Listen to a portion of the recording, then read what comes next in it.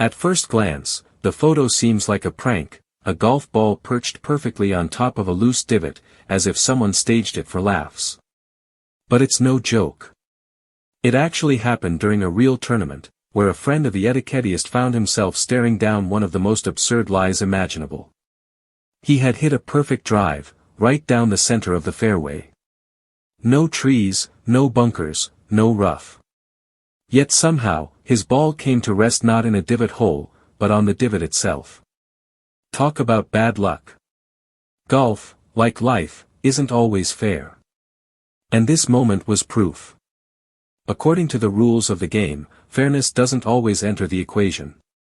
Rule 9.1a clearly states that a ball at rest on the course must be played as it lies, unless the rules specifically allow relief.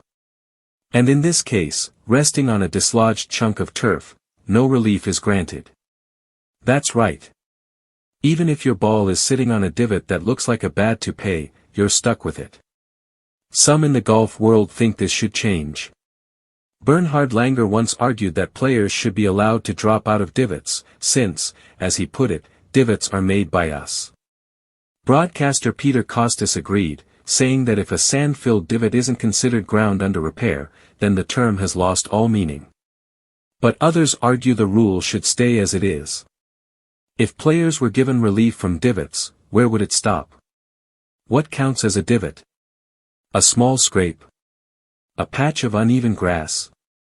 Soon, golfers would be seeking relief from every imperfection. And that, they say, would be chaos. The Etiquetteist sides with tradition, at least for tournament play. In competitive golf, the rule should stand.